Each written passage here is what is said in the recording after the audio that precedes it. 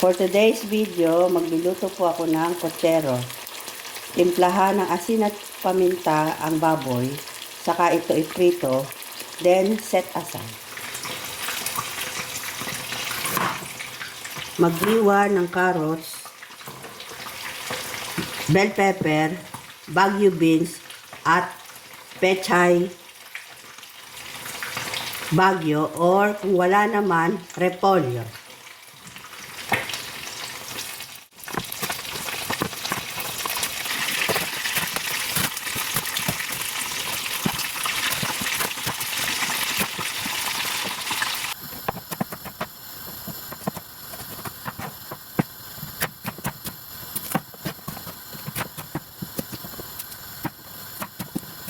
Mga ka-feeling chef, madali lang naman magluto ng pochero. Gisa-gisa lang yan. Tapos konting pakulo. Ayun, may pochero ka na.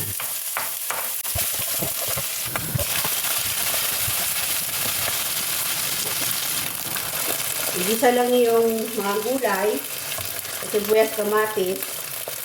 Then, saka lagyan 2 basong tubig at pakuluan ng mga 2 minuto hanggang sa mag-half cook yung gulay.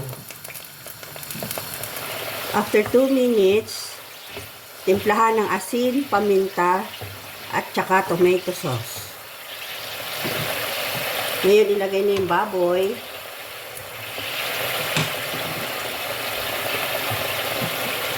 And repolyo.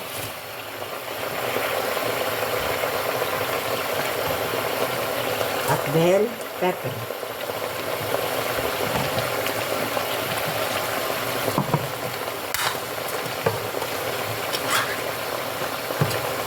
At itong pork and beans.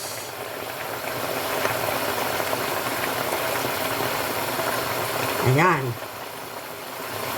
Haluin yan, halu-haluin.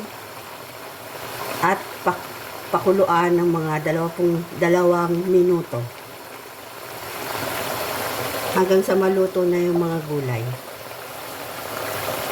Ayun lang, paggawa ng pochero. Ayan na po ang ating pocherong baboy. Luto na siya. At patayin ng apoy. Salamat sa panonood. Thank you ulit. Bye-bye.